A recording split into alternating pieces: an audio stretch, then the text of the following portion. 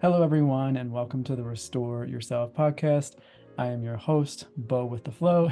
If you found this podcast online, you'll probably see that online I still go as Timothy Waterman. That is my birth name.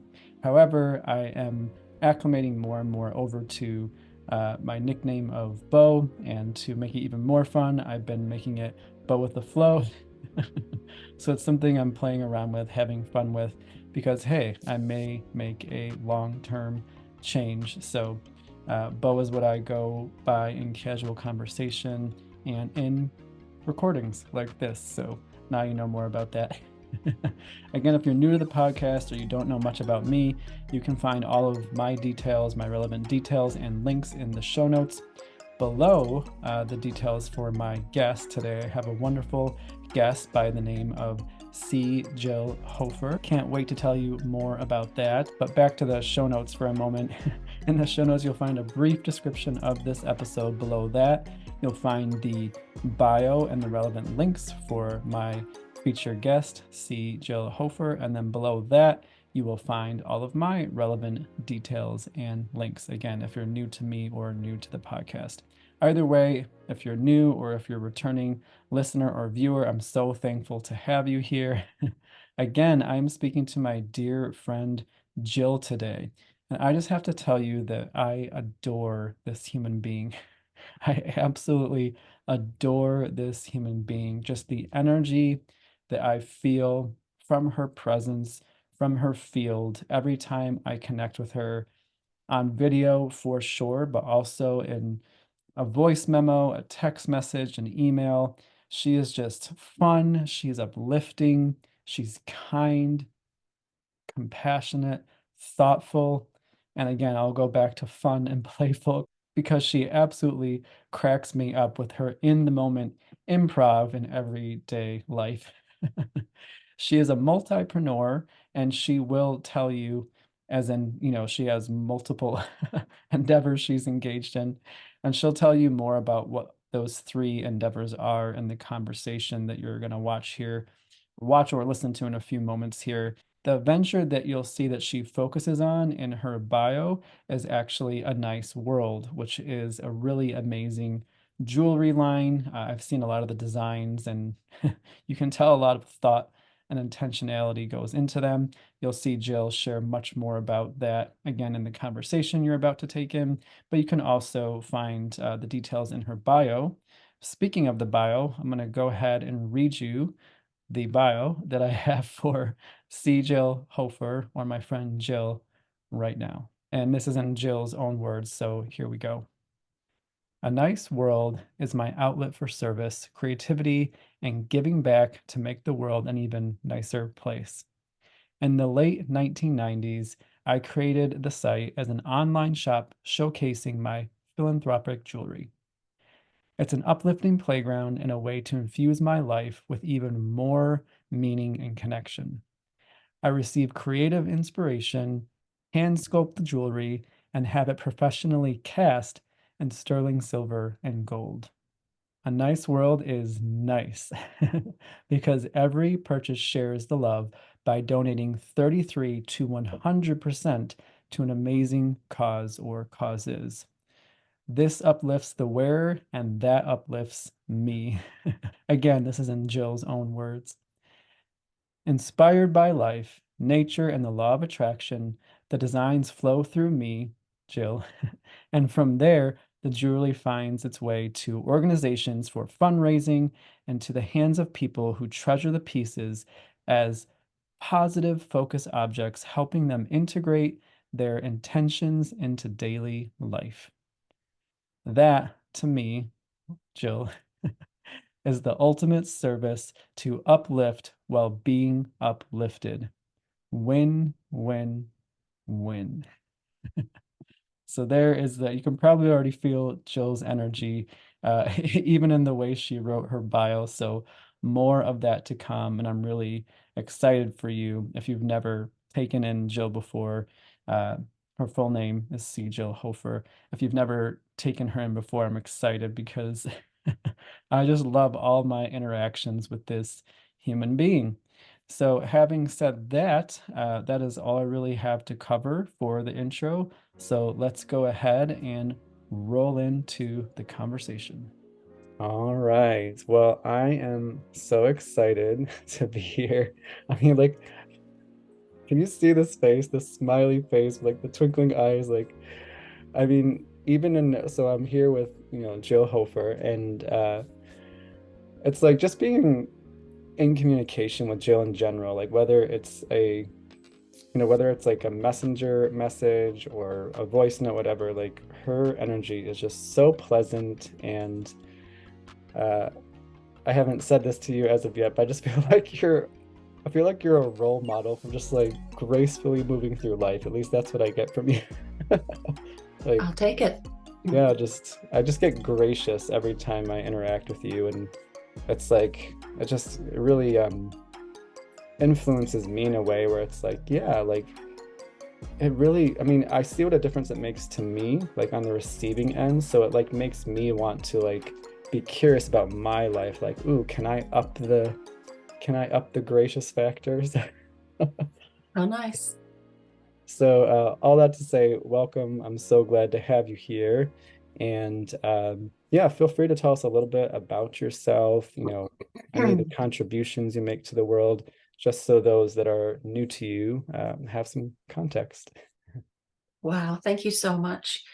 Well, I think we probably both know that what you get is a big part of reflection of yourself and a whole big part of what you're attracting to yourself. So you can take a ton of credit for bringing out the best in me when we interact, and I appreciate that too, for sure. It's funny that you say gracious, because it's such a nice word that goes kind of in the flow with what I really do try to align with and integrate in what I do, and in my, the integration of the spirituality and the spiritual component with, and to amplify the entrepreneurial acumen and the business success.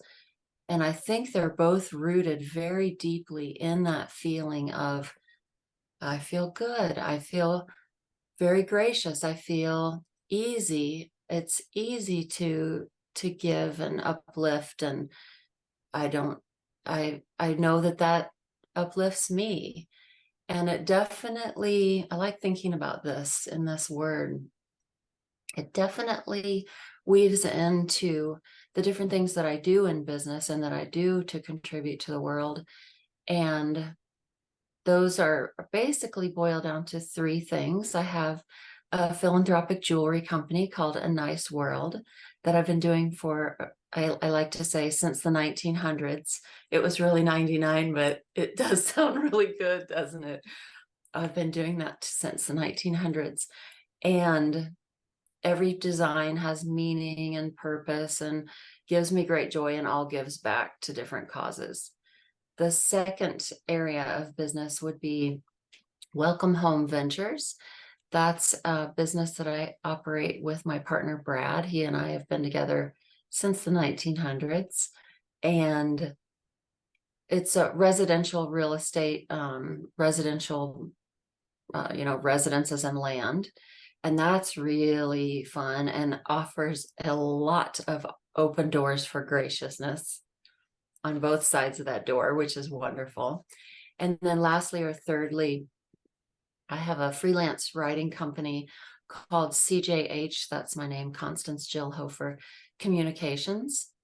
And that I did start more recently. I've always been a freelance writer, but not so much of it as since 2020, when I retired from corporate America from a communications role, PR, marketing, communication.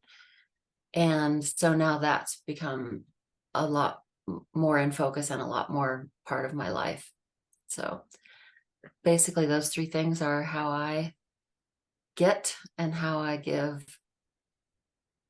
Well, amazing. Yeah, they're fun.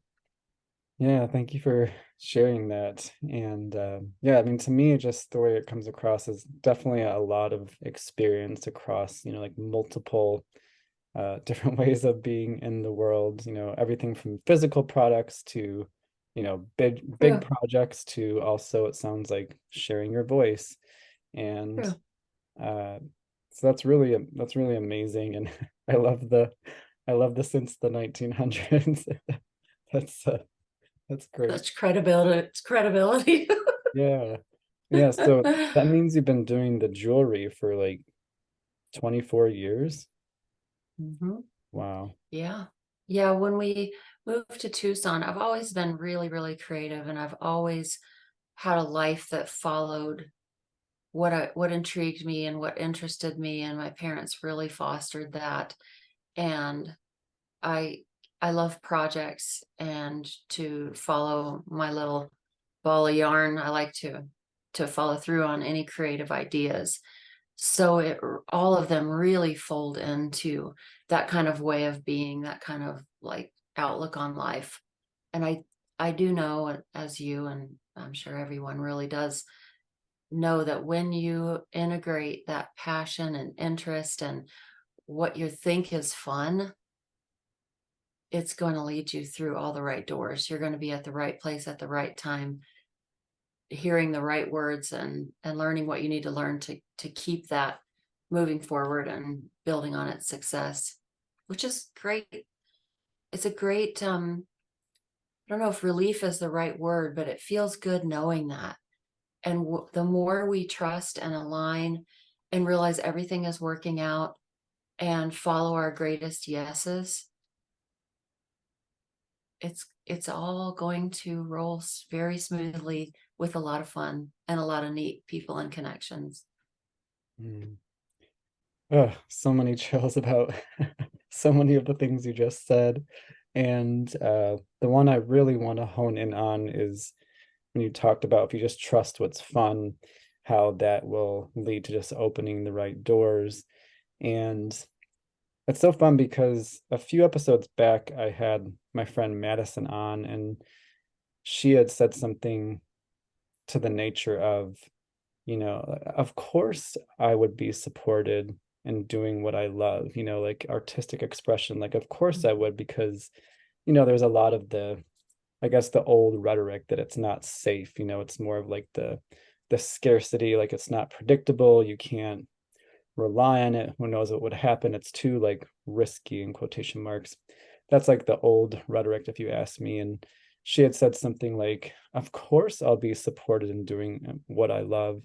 And it was, for one, it was really good to hear that again. And also, like, it rang more true than ever because I myself have been doing, like the solopreneur thing for, about a few years now. I started off part-time and then went, full-time. And it's really, it's like, there's nothing like real life experience. There's a lot of great wisdom out there that, gives us, like hope and inspiration and encouragement, which is fantastic to have that, so much of that available, like when we feel like we need that.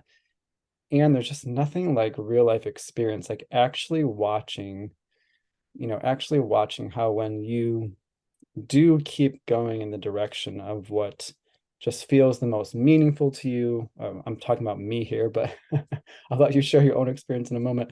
But like, as I found what's most meaningful to me, and I've gotten in my way a bunch of times. There's been a bunch of times where I've just like, it's not coming together the way that my mind thinks it should come together. And so the mind starts doubting. The mind is like, what the heck is going on? Like, what am I doing wrong? Like, I've definitely had a bunch of those moments. And even with those moments, it's like every time I just stand up, I'm just like, well, this is still what has the most energy for me. This is still what I want to be putting my energy into. Like just watching how time and time again, like life, the universe, source energy, whatever you want to call it, just has my back. Like, and so many times you don't know where the support, the resources, again, I'm saying you, I just want the listeners. Understood. We, Yeah, you know, and yeah, just for the listeners, I keep saying you, but I'm really talking about me here, my experience. Uh, just like time and time again, how like life has my back. And there's been so many moments where like, I don't know where the next whatever's coming from, resources, opportunity, whatever. And, just time and time again, it just takes me by surprise where I'm like, never saw that coming. But when it shows up, you're like, oh, it's perfect. Like, it's perfect. Uh, and so I just really wanted to speak to real life experience because again, that's been mine. It's just like again, even having gotten in my own way a bunch of times, like I have so much experience now where I'm like, dang, like life just keeps supporting me as I move in the direction of making the most meaningful contribution, which is enjoyable to me. Right. There's fun, like these kind of conversations are really fun for me and so many other aspects of what I do. All that to say that there's just nothing like reflecting on my own life experience to watch how time and time again that I didn't know when the next whatever like resource, opportunity, whatever would help me keep going in the direction that I felt led to go in. Like there was a lot of times where it was mysterious. Like I don't know how I'm going to keep going. I don't know what the next step is. I don't know how what I feel I need to keep going is going to show up. But just like as I've just been like, well, this is what I want to do. Keyword being, this is what I want to do. Mm-hmm. I just like the support comes in and it is mysterious, which keeps it interesting because Right. it's like, oh, I never saw that coming.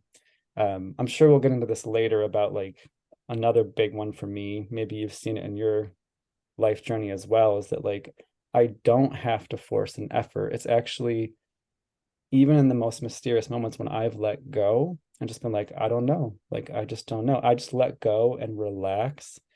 Just like relax, all is well. It's like literally whatever that next thing is that feels like needs to show up to help me, like it does. But again, it takes me by surprise. And I didn't have to force it or make it happen. It's just kind of like knock, knock, knock. Hi, I'm here. I'm here to help you. And I'm just like, oh, I didn't have to control anything to make you show up. I just kind of took my hands off the wheel and Nice. uh so I mean, real life experiences to me are just everything. So anything that I just shared there spark anything for you? Actually, you did. You remind me of two things. One being a brand new inspiration that I just spoke out loud yesterday, and another being a very good example of that.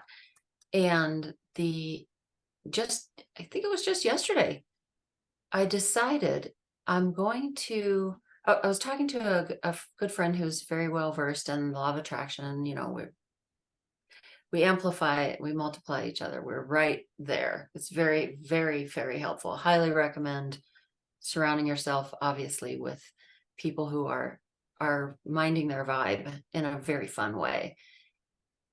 And I was talking about how all these great things had moved into my schedule, let's say, my world, but with, a little bit of a hard stop coming on Thursday with travel.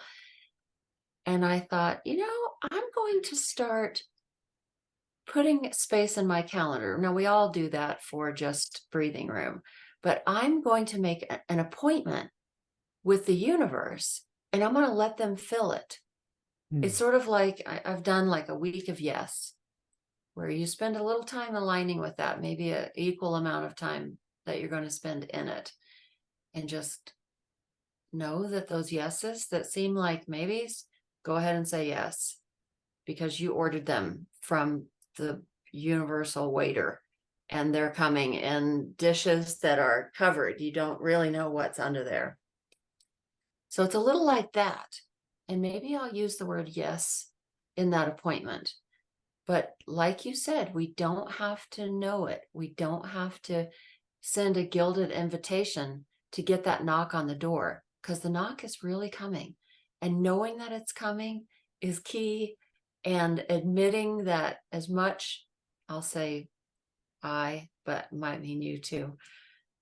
I love my hands in the clay. I love to plan and bring forth, and I'm a jeweler. I sculpt things and bring them to life. Everything I do is taking my ideas and inspirations and giving them form.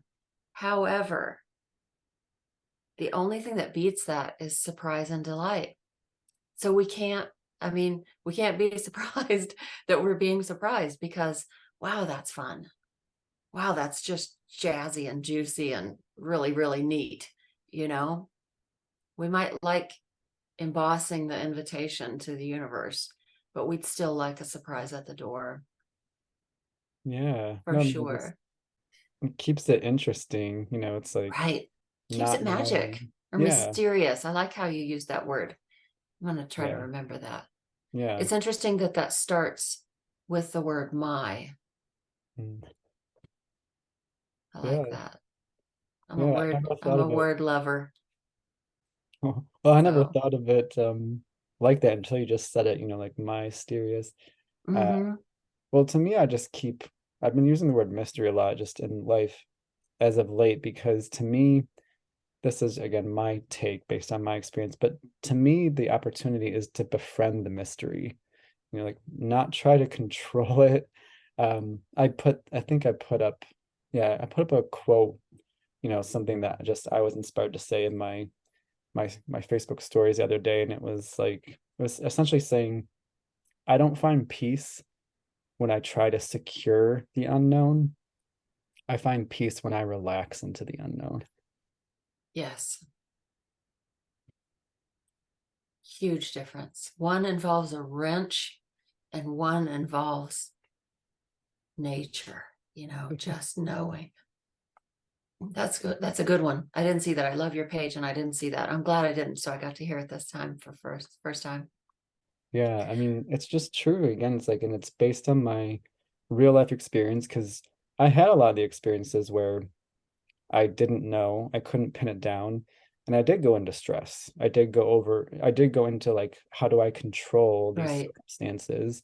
And again, real life experience, like I saw how like that typically backfires, or that typically Wrong causes, wrench. yeah, yeah, wrong Right. wrench. Uh, and it can often like of course nothing is ever wrong, so to say. It's all Right. experience, but sometimes it kind of felt like I was just kind of like ruining certain situations that wouldn't have been, quote unquote ruined otherwise, had I just, known how to, yeah, hands off and relax. But again, because certain things kind of felt a little bit like, oh, I just kind of sabotaged, that a little bit there in my stressing and panicking. It's like that experience being like, oh well, I'm not going to do that again, because Good to know. yeah, like good to know. I see how this goes. And so I mean, it's been a process over time, but like everything, it's like a muscle to now where, when the mystery presents itself yet again, now more than ever, like, and it's not just an affirmation. Like I love affirmations. I feel like they're a great introduction to a new way of being and experiencing and showing up, like their introduction. But again, through real life experience, now I feel so much more comfortable than ever just being like, I don't have to do anything about this. Like, I don't have to control this. I don't know That's what's going to muscles. happen. What's that? That's muscles. Yeah. That takes a strength that becomes easier and easier, but it is a strength.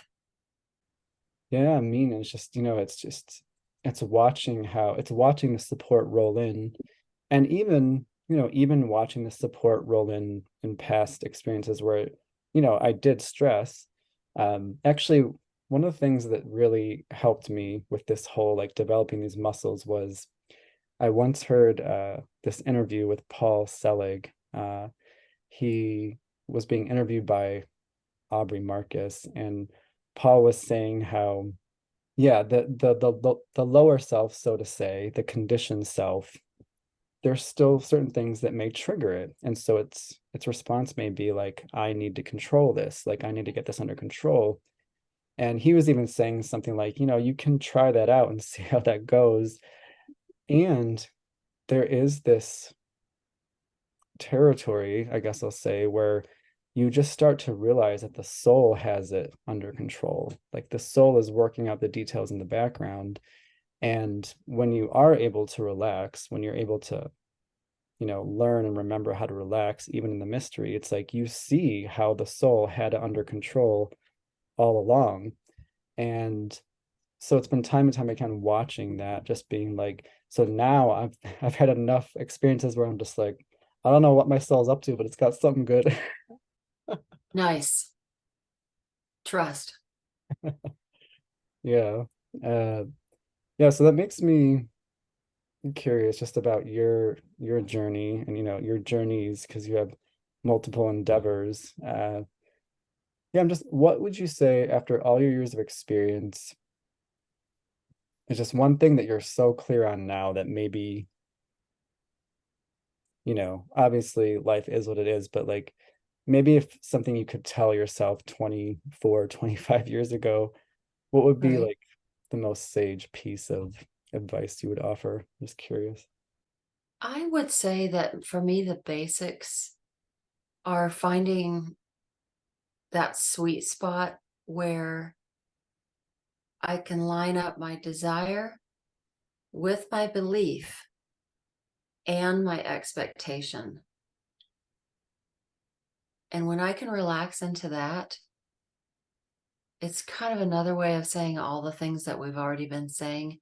But to me, when people ask me that, and maybe I'm going to have one question from them, that's going to be the answer.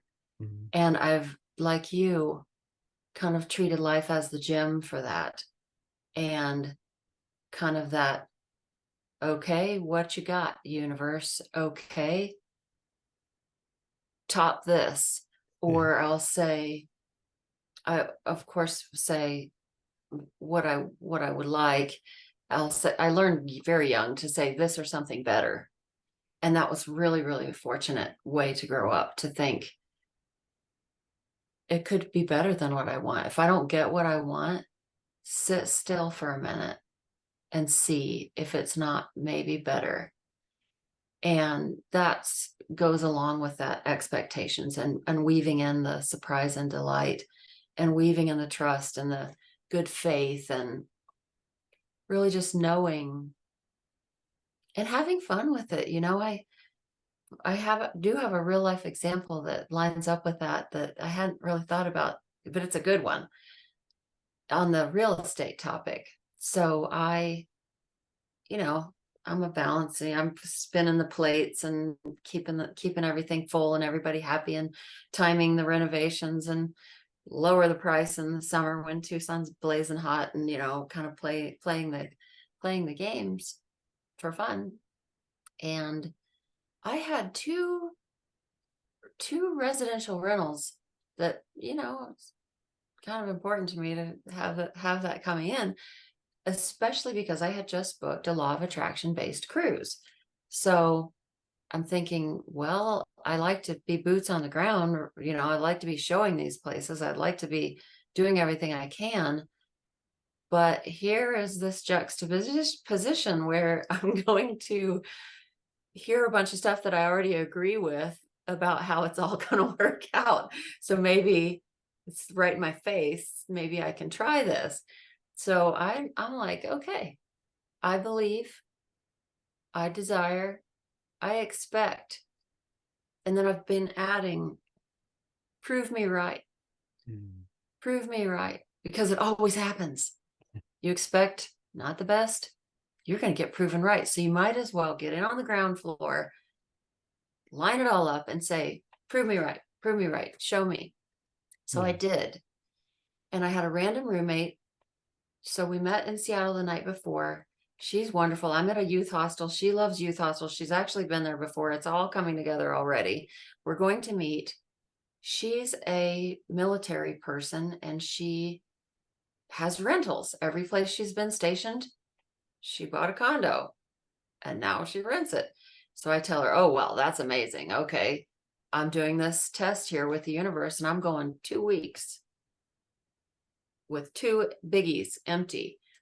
And she literally says, girl, give me your phone. She takes my phone, she loads an app, she shows me how to sign up for this thing called Furnished Finder. So now by the end of this cruise, not only do I get to buy dollhouse furniture for 2 houses, and I start renting to travel nurses who want a furnished place for 18 weeks as they're traveling. They're so aligned with what I do in terms of the writing, because it's all travel and tourism. A ton of it's Tucson. So they want to know what's fun, what's neat, what's authentic, what's the culture, where's the haps, what should I do while I'm here? And the pricing can go like this.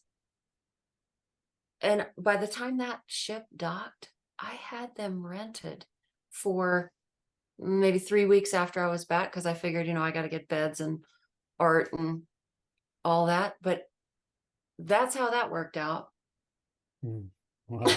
So, Wow.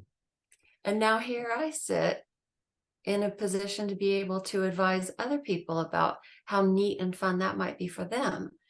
And that's really great. You kick the wheel and the circle goes, and you get a little older and you get a little more experience and you get a little more in the flow, and you can just really kind of contribute to that for others, which is a blast.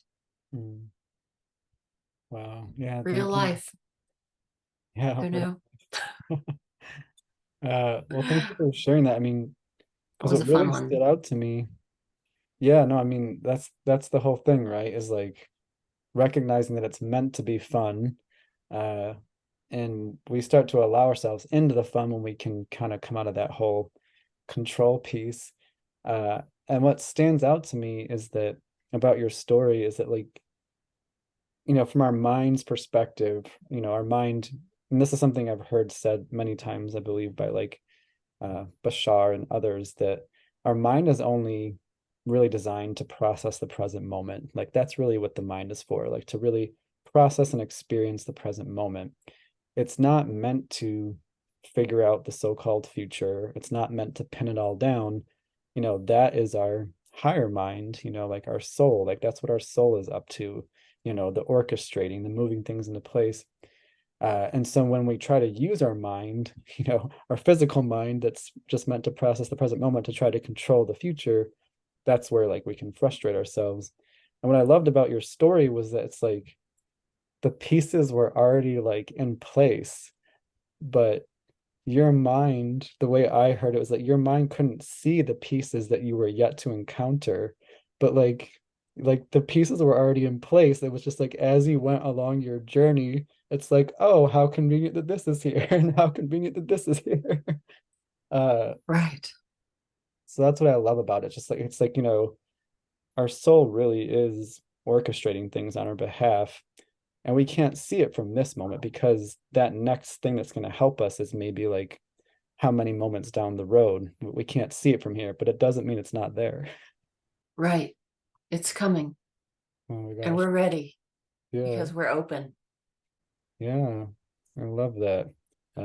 Keep getting so many chills. This is Nice. just like, this is the fun stuff to me. Nice. I have a theory that those goosebumps are all these little parts of us, little cells of us going, Oh yeah. and That's it what it feels pokes like. up. Yeah. No, I mean, that's what it Little feels like. teeny It's, weeny fist bumps all over. yeah, there's like all these little exclamation points like, you're getting Nice. it. You're getting it. Nice. Yeah, Nice. Milestone, milestone, milestone. exactly. Yeah.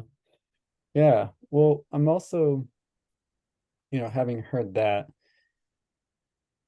again, you've been in these different industries for a while. So yeah, I wonder, I know this experience wasn't too long ago that you just spoke about, but after all your years, you know, being in these different endeavors, what do you feel is that you're so thankful to be learning now, like at this stage of the game? Probably how to align my delights. Nice verbal typo. My desires, beliefs, and expectations. I mean, kind of back to that.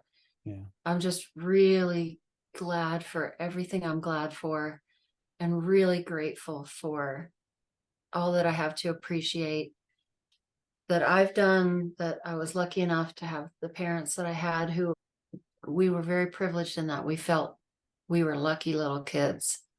It wasn't about money, and it wasn't about perfect harmony in the family by any stretch, but it was about, this can be good. Everything you see can be seen in two ways. And I'm so, so glad to be naturally in line with that, as natural as it is for me, and to feel that I am lucky. Because I think that when these magic little moments and happen that, it might not have anything to do with money or business, it's just like, whoa, I'm here right now, and I am so not alone. And for that, I'm eternally grateful. What I'm getting from that is just like seeing the support and just seeing the intentionality of all of it, like just how it shows up around you. Is that kind of Well, like, follow your heart and the XYZ will come. Like, back in the very early days of A Nice World jewelry, I love secret messages. I love hidden messages. I love hiding a little extra that maybe only the wearer will notice until they care to point it out, or maybe someone special will notice and say, does that? So I was always coming up with different ways to do that. I was putting Morse code in beading and putting Braille in there. And I started as far as I know, it was the first Braille jewelry. I was like late 1900s. And all my Braille jewelry pretty much says light. And it got me involved with a local nonprofit who, of course, was the beneficiary. And they would help me proofread. And, I borrowed their Braille making machine and figured it all out and made sure I was doing everything right and enjoying it, getting to donate to their galas and auctions and being a part of what they were doing. So I met this woman. She's a low vision. She was maybe 70 at the time. Canvas artist, visual artist. So I'm like, hey, she's very inspiring. So I said, how about, do you have any canvases that, you're not doing anything with that are painted? And I had already talked to her about what I thought about her work, and she loved what I was seeing in her work. And I said, I'll put Braille beads, and then people of low vision or people who can read Braille, they can, like, it might be like soaring sky and, whatever I'm seeing. And if she agrees, so I'm beading it. So that's the setup. So I'm at Sid's house. She liked being my mentor. And she said, honey, what did you want to be when you grew up? And I never had ever told the truth, ever. I had always said I wanted to be a marine biologist, which came later after reality got put in there, But what I really wanted to be was that mermaid on the can of tuna. I don't know if you know this mermaid, I feel but like I she's remember. I usually have a bun up here. She has a magic wand. She has magical life under the sea, great dress, super, super. So I would stare at that can on the counter when I was not even tall as the counter, as a little farm kid, right? And so I told her, and her face changed. And I thought, ooh, telling the truth, look what that gets you. But she instantly stood up, walked over to her cabinet, pulls out a scrapbook, and shows me the picture of her modeling to be that mermaid on that can in the 50s in Hollywood. Oh my gosh. So it's like, yeah, maybe I should be making Braille jewelry. Yeah. Maybe I should do what's fun. And maybe it leads to moments where she gets told that she was who I wanted to be when I grew up.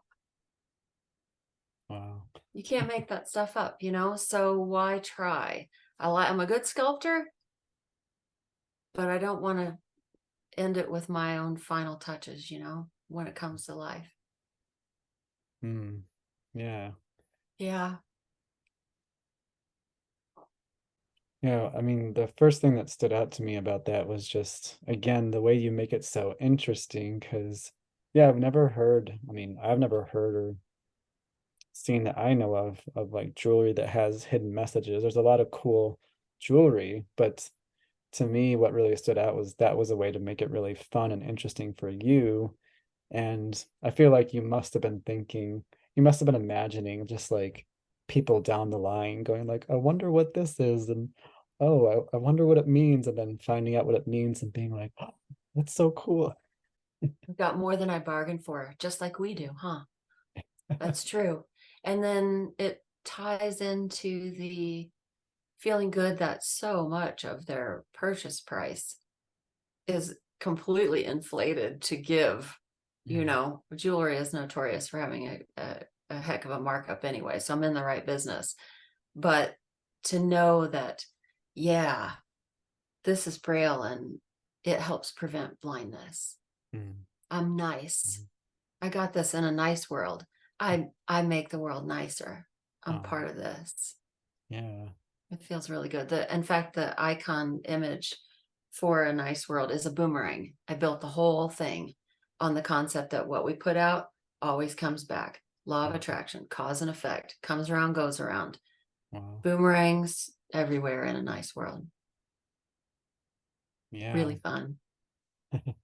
Well, yeah, that's what's standing out to me so much is that again, making it interesting, like you're the one behind, the scenes producing this. And so it's like what stands out to me is I kind of feel like you must have been asking yourself, like, how can I make this really like interesting and juicy for me, knowing that it will have, these, most likely these really great effects, out there in the world. But like as I'm the one, because as when you have a company, a lot of times you're wearing a lot of different hats, there's a lot of different pieces to whatever you're Mm-hmm. bringing to the world. And to me, I just kind of feel like you allowed it to be really interesting for you so that you could have fun.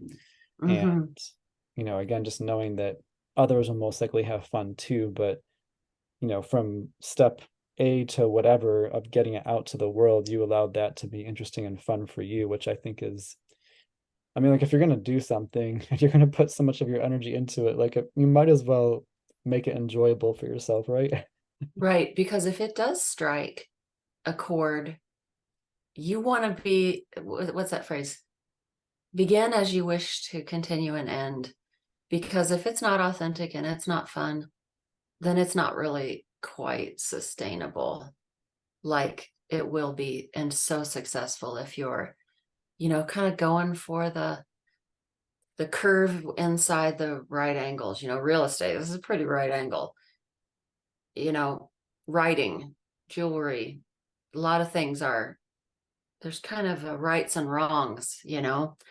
But if I can find my own curve inside that, I hear time and time again, I've ruined people for where they'll be able to rent from again, because it'll never, hopefully they're wrong and they've just pre-paved with me that things can be this fun and easy and flexible. And someone who comes from integrity and expects nothing else but that. Someone who is authentically flexible and engaged and ready and expects nothing but that. And then, we can keep it up when we start it like that. We can keep it going. And I like how you see your guests, and I like how you see me as someone who's doing what you're seeing that I'm doing, because it's giving me a new way of thinking about it. Because I am in it for myself, but I also am, like you said, I'm kind of in it for what I can give. And that leads to even more synergy, like with the writing. I started out doing that by suggesting articles I wanted to read. I'm like, it would be great if your magazine would write about this, because I know there's a lot of this going on and there's this angle, and I just love to read that. And they just say, oh, why don't you do that? Why don't you give us 1,200 words and 7 pictures? You know what I mean? It's like, yeah, I follow my curiosity and I do it the way I think is interesting. And I do rely on good editors. I work with wonderful magazines who can, they can make things better if that's the case, or they just say done. Mhm. And by doing that, we uplift ourselves and others in a Mm. sustainable way that we love. Mm. I can't Yeah. wait to watch this interview. I'm going to get so much out of just hearing your side of this again. Oh, well, thank you. It's neat. Well, thank you. I appreciate it. Yeah. I don't know how it works, but I see what I see, and And you say it, yeah, you don't yeah, stop it, yeah. Well, I mean, to let it me, flow. feel I feel like I don't know. Obviously, it's my whole life experience, and I think honestly, it has a lot to do with just my training as an actor. So, like, I studied acting for a very long time, and the main component of the training that I received was about like being fully present in the moment, like actually Nice. actually listening, actually seeing, picking up on the subtle body language. Like, how many times have we been told that like 80% of communication is like nonverbal? And so I feel that as I've just really honed that, like really being present, like seeing, listening, feeling, uh, yeah, I don't know. It just allows things to illuminate for me. And I mean, I receive so much because I really am, I might get an idea pop up, but like, as I'm listening, but I'm not distracted. Like I really am in receiving mode, and it just allows me to like see things and things illuminate as people are sharing. So thank you. I appreciate that. Nice. That's nifty. That acting element. You got to be in the now. That's really neat. Yeah, that and Everything for a improv. reason. Of course, that was your history. Yeah. Yeah. That and improv, because I can't tell you, like again, because I was interested, I wanted to try it out. Was it last year? I think it was last year. I did some online Zoom improv workshops, and had people come and just, learn that didn't really know much about improv, and had a really fun time. And people have gotten back to me and they're like, based on those few workshops that you did, I went and enrolled in an in-person improv class like in my area. And they're like, it is changing my life. Nice. Not to mention off the stage. Yeah. It's all one big improv if you're doing it right. Yeah. We can get our skills, we can learn our lines, we can choose the story, we can pick the play, we can set the lighting, but it's all improv from there. I mean, it really is what we're talking about here. That's Yeah. neat. That's fun to Yeah. think about. Well, yeah, actually, yeah, since we're on that note, yeah, just I feel like it is so relevant to entrepreneurship and just business endeavors, because it Mm-hmm. really is improv. Like, we may have a vision, but again, we don't know all the real life components that will happen, as we proceed down along the path. We don't know all the life circumstances and everything. So, a vision can be helpful in a sense of like, well, I'm just going in this direction because it feels good, it feels right. But there's just so many decisions, when it comes to marketing, or like, Mm-hmm. as you're designing your jewelry, as you're decorating the interior Mm-hmm. of the properties, like, Mm-hmm. there's so many decisions to be made. And so like I do love looking at it at the sense of it is improv, like we're making it all up. The other thing I like to tie in is that, we are getting inspiration from the field, the field of infinite Fact. possibilities. Like we're getting inspiration, but at the end of the day, something in us is going, I'm going with that option. Good one. True. True. That happens with the jewelry all the time. If I'm inspired by something, then I might be seeking it out online and maybe learning about it through a video or something, like just whether it's the beneficiary or whether it's just a cool concept or whether it's a hidden message and a channeled message that resonates with that group, that's going to make wonderful gifts, or like travel, and it all kind of goes in the mix. But then you're right, we do pick what we do add into that recipe. We might not know how it's going to come out, but we chose this bit of inspiration and this bit of logic, and I know this is going to cast well, or whatnot. Or I know that's funny, casting and casting. And it all comes together with a big huge dose of expecting it to be better than we think, and let it go. Yeah, it's like yeah, just non-attachment to outcome, and to me that does bring me A big back topic. to, yeah, oh my gosh. It's like the further, I mean, the more I go along the path, it's like the more importance I give to that, like just like detachment to outcome. And to me, like it is easier when, at least for me, I say we, but I'll let you respond. And for the listeners, it's however you feel about it. But for me, it's like when we do, see, I keep saying we, when I do, when I do really make what I want to make, there's a lot of satisfaction just in that. It's like, well, I made it Right. feel, and I actually, this has been affirmed in my experience in a number of ways, because like we talked about this a little bit before we started recording, how the intuition is it's like our compass. It's helping us wade through all of the perspectives, all of the opinions, all of the data out there in the physical world, because there's a lot of it.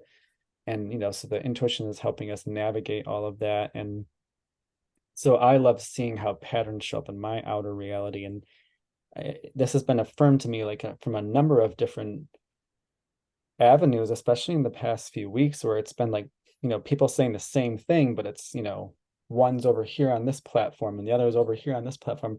And they've all been saying that, you really, it's been about the concept of artistry. And it's like everyone said the same thing, and it really does resonate with me, is that you're not making art to please people. You're making the thing that you most want to share because it's important to you. It lights you up. It helps you express something in you.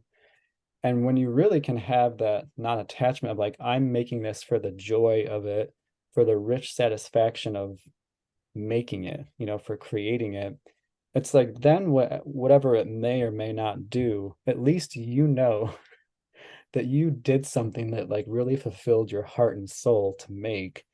And to me, it's just easier in that place to be like, well, I don't know what the response will be, but I know that I loved making it.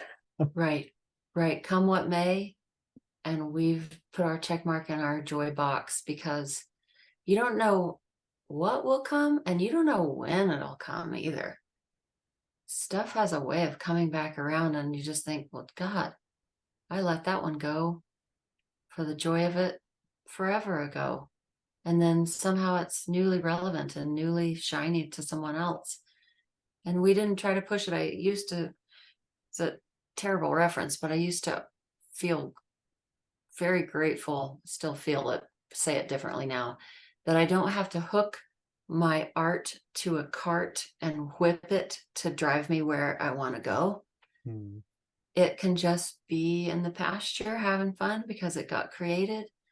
And the best way to get that one going is to start another one. Just keep following your nose and keep doing what lights you up. And eventually that light's going to get brighter and brighter. And all along the way, you're happy. When I feel attachment to something, it's easier for me to think, what am I really attached to? Oh, I'm really attached to the feeling. Okay, I can have that now. Hmm. Yeah, I'm really attached to someone loving this design and wanting to, really launch it and do their thing. But what I really wanted was to make it. And what I really wanted was to have a good heart and a good brain and a good open channel to receive the super fun ideas like Braille jewelry or any of the most, fun things I've had to do with travel or, whatnot, that's all it needed to be, was fun for me.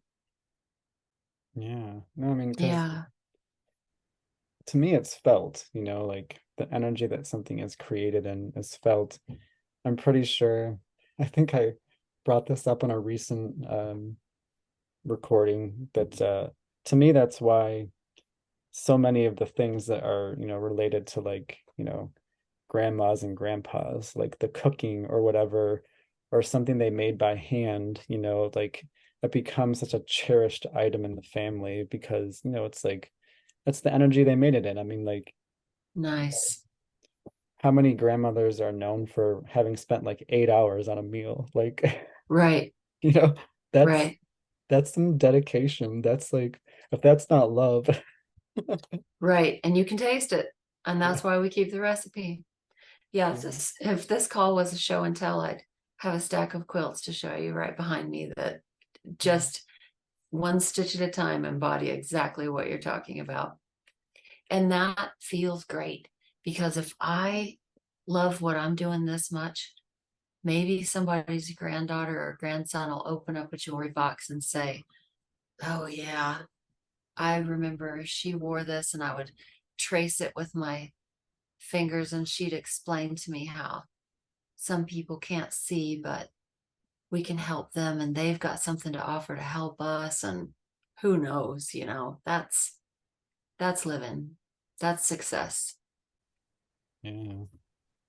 And just kind of popped in for me, like what's so cool about what you're creating with all of the intentionality and the love and the intuitive design is like, it's an actual physical item, which, typically when people give a Fun. gift of jewelry, it has a lot of meaning, in it, in the giving of it. And so like I kind of got this image of your jewelry, being like passed on from person to person, even like I've had this for 5 years, now I want you to have it.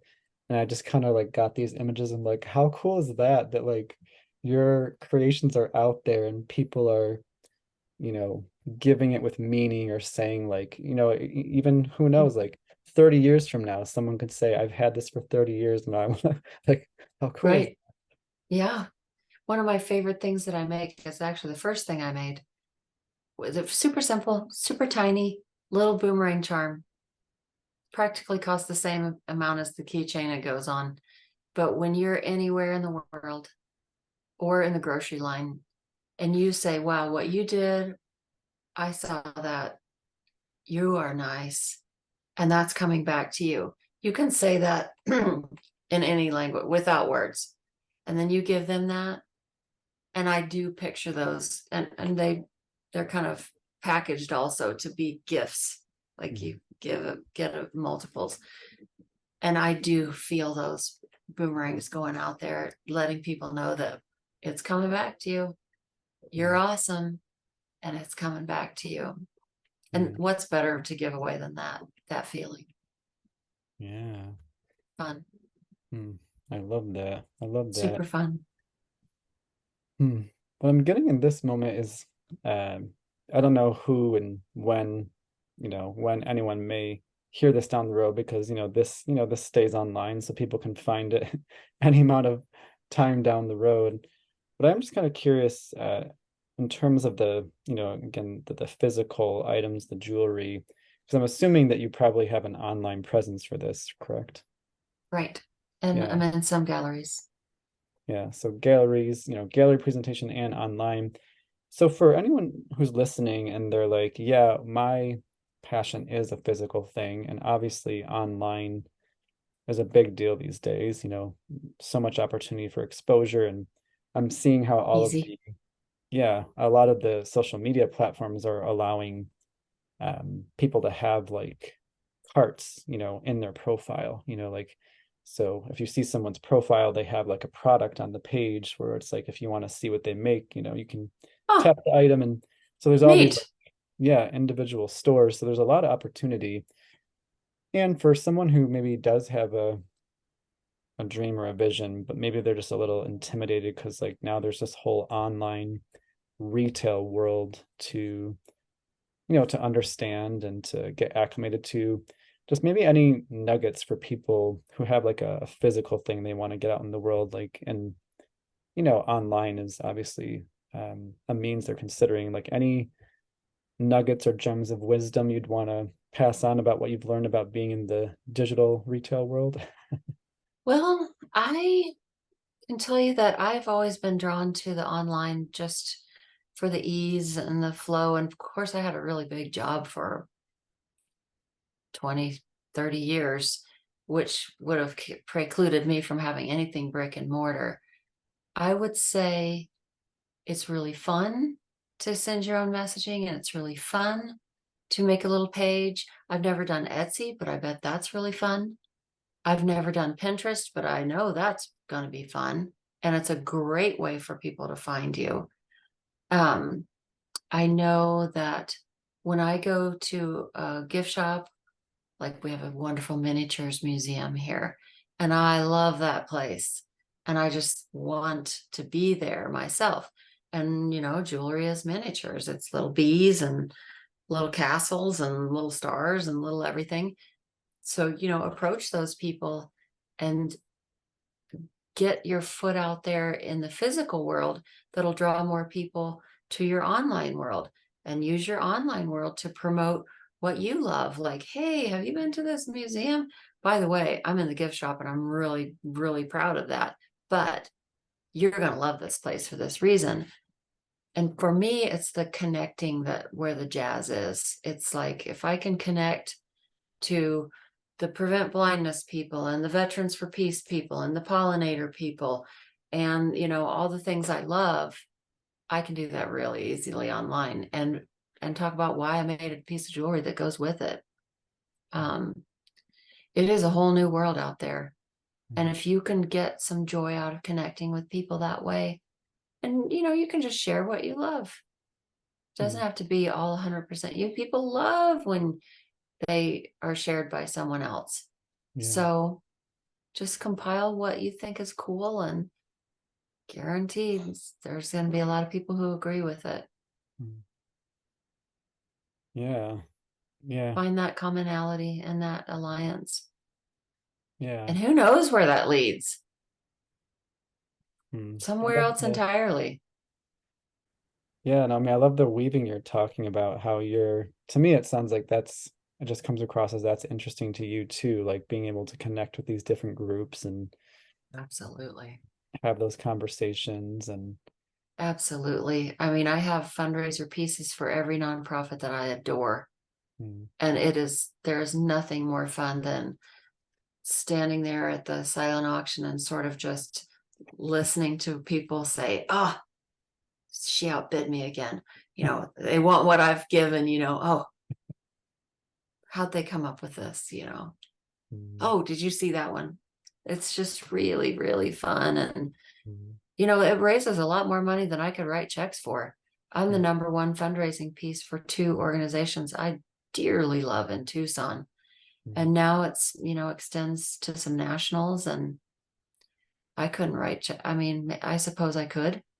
I can do anything. We can all do anything, but it's awfully nice to leverage and multiply with your love in a way that works so organically and through other people's funding.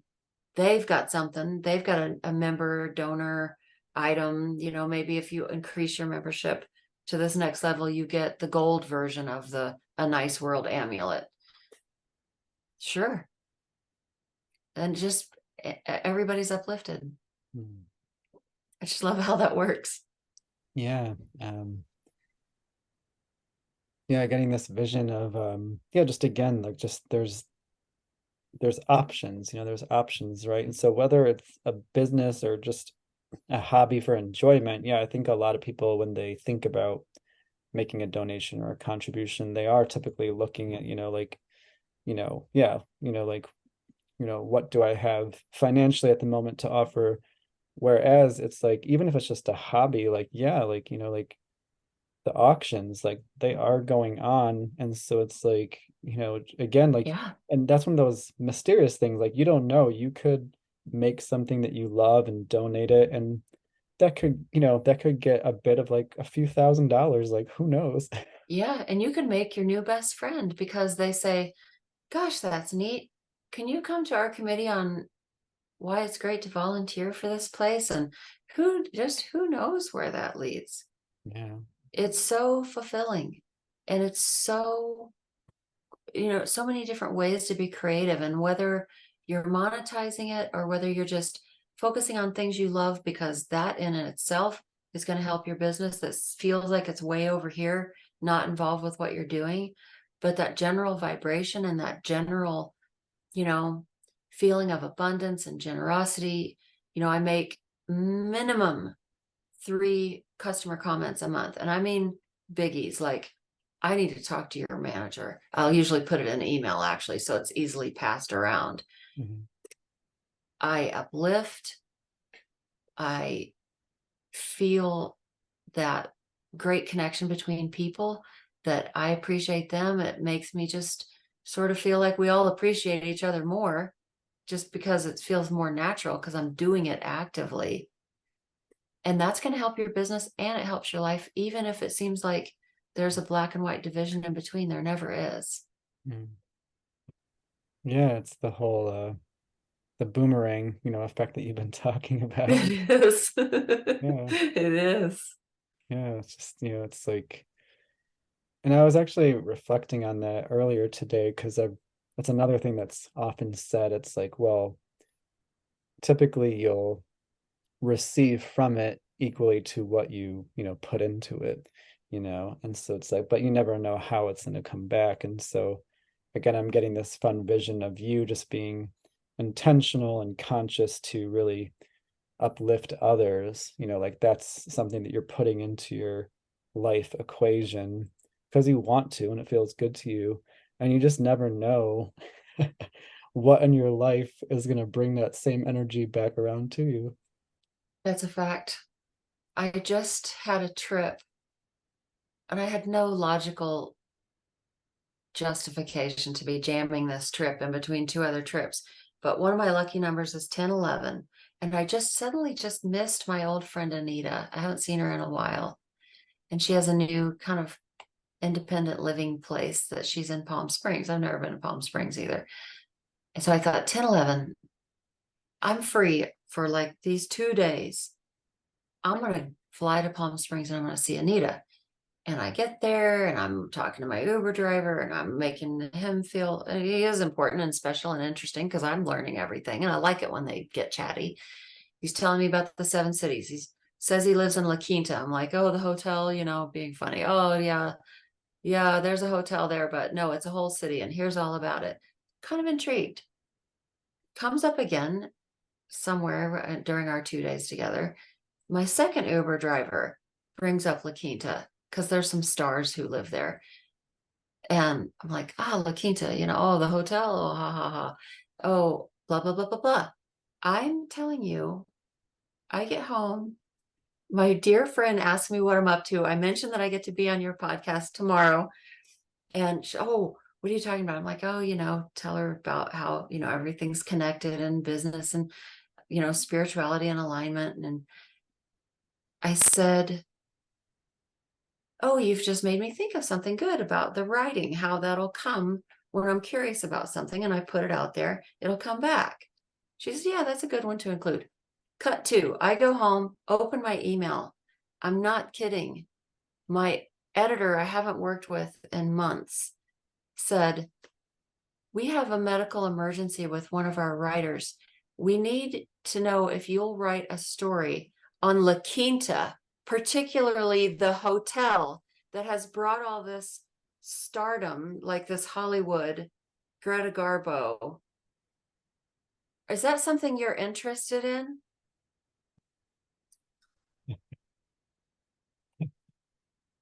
So I have no time, right? Bad quote. I'm like, yes, I will write this. Yes, I am interested in this. Mhm. Put it out there. feel Yeah. good, integrate life with work and work with life and make it all play Yeah. and see what comes out of the oven. Hmm.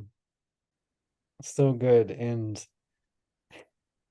another thing that's coming to me in this moment is, to me, it's just the more I understand like the nature of this whole like reality game that we're playing, and I haven't said this on the podcast yet, but it was probably a few weeks ago where, I do a lot of soul searching when, there's ambiguity and I'm not sure about, again, what's next. I'll do a lot of soul searching, and, I get these hits, these intuitive hits and downloads. And I'm not kidding, one day I'm just, like standing just a little bit over from where I'm sitting right now. And the hit I got was, nothing is expected of you here.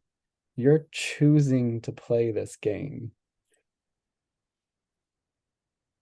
And I was just like, nothing's expected of me. And I'm here in this game because I'm choosing it. And that was like really profound because, like, just takes a lot of pressure off. It's like, oh, I'm here because I'm choosing to be. Like every day I'm choosing to be here. So, there's a lot of intentionality with that. So I just want to give that as a little bit of context. But what just came to me as you were sharing that is like, this is a game, and there's lots of characters that are making guest appearances. And what I got from your share was like, look what happens when you take interest in the passing characters. It's like you take interest in someone who's, providing a service for you. And that character, if you will, it's a real person, but in this life game that, that Right. In this character, improv stage. yeah, this improv stage is passing through and actually setting you up for an opportunity you don't even know is coming yet. Right. Helping me hone my vibe. And then the universe is just like taking your order. Yeah. So yeah, what I got from that was like, just be curious, like what might happen if you took more interest in the passing characters in your life, so to say. Like, what if you didn't see it as random? Like, who knows what will happen if you take interest in these people that are passing through? It's like, and I feel like your story couldn't speak more clearly to what potentially could happen when you just, like you said, you just take interest and connect and, be kind. It's like you're not expecting anything out of it, but but Right. I'm expecting a better now yeah, better now. for both of us. Yeah. And boy, that now just keeps on coming.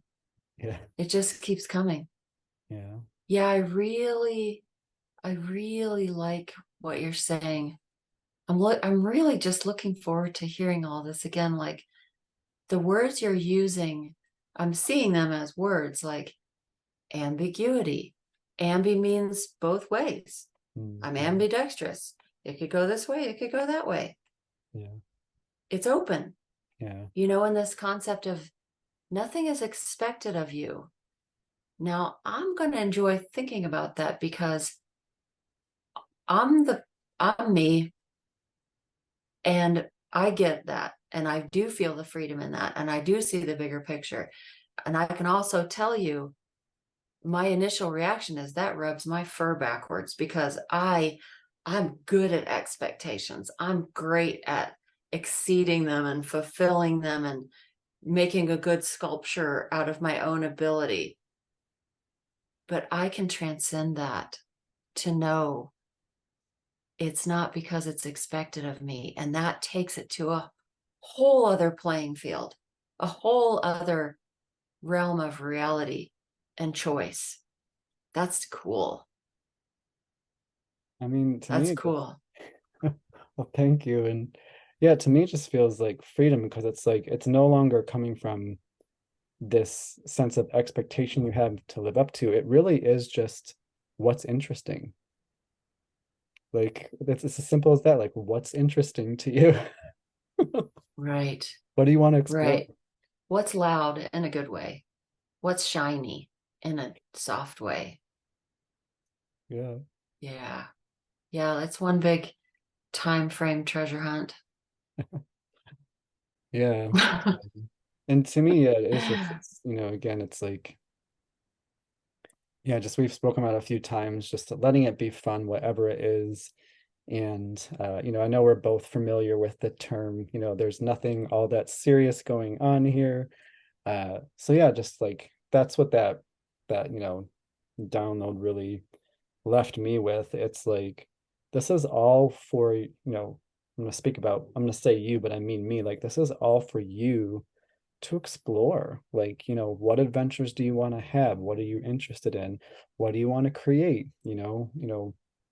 What's fun, what's interesting. And from that from that angle, like, it does feel like, just like what a gift. Like, there really is freedom. It's just like, are we kind of coming back to intuition, the guiding light? Like, and I've been making some posts about this too, because I'll just say that in the service that I do, which is all about helping people become more clear within themselves, of course I see it in my own life. I see, as I look back, I've seen it in many different chapters. And you know it's very, it's more clear to me in my own life, more than it ever has been. But I also see it in others too, where I'm not saying this in a any kind of judgmental way, but I really see that. I feel like one of the biggest epidemics that I see is people not being honest and truthful with themselves. Like, literally, and apologizing for what they want, apologizing for what they truly desire, um, playing it down, talking themselves out of it. And again, trust me, I've fallen into all these Sure. categories and still catch myself. But it's That's like, why you're good at seeing it. and it's like, I'm like, man, if people, including me, and again, I everything I talk about, I live this stuff from like the minute I wake, and I'm also working on it in my dreams. I kid you not. Like, my dreams are giving me stuff to like Nice. consider. Um, so like, I'm the student more than anything. Uh, but that's the Teach what you want to learn, right? yeah, exactly. And Yeah. that's the biggest thing I see, is that people would just really own, like, what does feel important to them, what they do want to experience, what they do want to create. Because like, that's the thing I see, is like the habit of talking once, like, well, it's that, and then there's the but, and I can't, or the how. And it's like, there's all of this, which I get, it's a lot of this societal training, if you Conditioning. will. Hmm. Yeah. And but there's just so much power. And I know that we talked a lot about it early in this conversation. Other remnants have come up, but there's just so much power in being like, it's that's what it is, and I don't know how. And actually, it's supposed to be mysterious, and actually it does invite me to relax and not know a whole lot. But if I can just get that it's meant to be mysterious, and that it's okay to relax and not know and let go and allow, which I feel your stories have really brought so much light into, as you're just living your life and showing up the way you want to show up. Like, this game is orchestrating, and we're not going to see the next thing until it's the moment for the next thing to present itself. So just be like, it's a game, and it's happening on my behalf. Right, right. The whole world is conspiring for me. It's happening for me. And I probably don't have to broadcast everything to my good old social group and my good old family, because they love me so much that they might want me to choose logic and rigidity and safety. And I love them for that. But I can sit in my own knowing Mm, that, Bo and I had this conversation, and that's right. That is what I wanted. That is where my compass points. And mm, I can feel good about that. And I can feel relaxed, yeah, maybe for the first time, yeah, yeah. and Um, hold on to that. That's a gift. That's more than a service. That's a beautiful gift. mm, mm, yeah. I Boomerang. It's coming right back to you. oh, thank you. Of course. Thank you. Yeah, it just it just reminds me of something else that showed up in my world not too long ago, but someone brought up a Rumi quote, and I feel like it just really, it's like the perfect way of encapsulating everything we've been talking about, just like in a very like two sentences. And essentially it's walk the path and then the path appears. What is more poetic and cosmic and obvious and logical than that? You put your foot down, therefore. Yeah. That's now I'm getting the chills. Now I'm getting the, Yeah. It's like I'm yeah, deciding to go in this direction because it feels good, it feels right, it feels fun. And as you move in the direction, reality collapses into place to give you the path to keep walking down. that's right. And it rises up. Yeah, It's right there. yeah, And there'll be shiny bits to tell us which way to turn. There'll yeah, be little curiosities, yeah, even though no fork is wrong. And yeah, that feels great. yeah. We'll make all the right steps. Yeah, every pivot is just more information, it's just more Yep. information. So Yeah. um, I feel Love like you it. could probably keep going for like another. I know. I'm like, I'm experiencing what your client, it's funny that I keep going back to, ooh, I just can't wait to hear that again and listen to that with, different ears. And it's what you do. Mm, It's cool. It's super neat. well, thank you. Yeah. Yeah, So good job. Way to do it. mm, yeah, it's just that's the thing for me. Like this is it's the human experience and understanding big picture details in a way that is very relevant to everyday life. It's like that is just that's like the thing that I just can't get enough of. Nice. Thank goodness. Uh, yeah, so it's been an honor to like have this conversation, and I'm looking forward to listening again as well. Me too. As I prepare these episodes, I get to listen, a few times, so which is really nice. And again, got so many chills, and of course, to one of the things you said earlier is that, just had an idea, just like just an idea for this, a jumping off point of this conversation. Of course, it has become more than anything um, I knew was coming. It's like, oh yeah, this is way more than I knew that it could be. So That's life, huh? I bet that's it's so neat that what you do reinforces that every time you do it.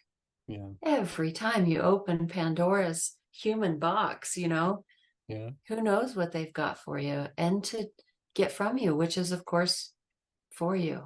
yeah. Super. Yeah, and it can be simple. Just I'll give one more example. I want to give you the opportunity just to, um, for people that have enjoyed this conversation, enjoy getting to know more about you and witness you. I want to give you an opportunity just to share how people can connect with you or any of the offerings that you currently have. There's one more thing I just want to offer before that is just that, I mean, literally this conversation, which has been a joy for me, and I'm excited, that it is gonna get out into the world. And I'm thankful to hear that you want to listen to it again. I mean, literally, it was just from that, it was just an intuitive spark. I just want to talk to Jill. Like something just tells me like, I just want to talk to Jill, like get to know her more, hear how she, uses her inner guiding light, her intuition, like in her business and her life. Because like you said, there is no real line between them. It's just our energy and how we put it out there and all the things. But literally that's all it was. It was just like, I just want to talk to Jill. That's how my answer felt too. I was like, oh, yeah, record or don't. Sounds like fun. Yeah. I'm Yeah, glad we did. me too. Me I'm too. glad we did. Uh Yeah, that the inner guiding light, when we get together and we purposefully and joyfully combine our thoughts and our hearts to make it brighter, there's just no better way to spend your time than strengthening that inner guiding light. Yeah. Ooh, man. Put that one on a wall in many places. Right. I hear you going on the fridge. Yeah. Yeah. Well, having said that, yeah, please feel free to share anything just about whether it's how people can connect with you or just like a website for your jewelry, like anything that feels fun to just pass on to people if they want to know more. Yeah, sure thing. I am aniceworld.com, and it's easy to remember that I'm Jill at aniceworld.com. And I like to do all kinds of ways of interacting with people. I mean, if they see something that resonates jewelry wise, of course, that's kind of it's an easy first look. But I'd love to practice all types of law of attraction games. I like to do, I mean, I could go on and on. I read Joker cards, I read tarot cards, I have Chi-Chi, I have Girl Scout badge reading, I have Loteria readings, and I just do it for fun. So if anybody, I do Skyview Light astrology readings, that's all just for fun. And we can have some fun. I noticed that I'm just open to it in a way that brings neat, cool outcomes that are obviously always uplifting. So aniceworld.com, Jill at aniceworld.com. If you're interested in what's happening in Tucson, I'm Welcome Home Ventures on Instagram. And I'm a fire dancer. I'm Poison Fire Dance if you want to see me in the zone spinning fire. But mostly it's aniceworld.com or Jill at aniceworld.com. Amazing. Well, thank you Fun for, stuff. yeah. Yeah, no, I've seen the fire, yeah, like, the fire dancing, which I saw live. It wasn't you that I saw live, but I saw that art form live in Kauai last year. Nothing like Cool. it. And but I've seen No. pictures, and so having seen it in person, when I see your pictures, I'm just like, wow, like Yeah. that You is can an hear art it form. and feel it.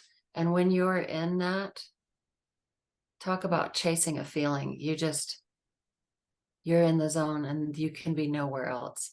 Yeah. You can be somewhere else, but it might not end well. Yeah. So mostly you're in the zone. Yeah.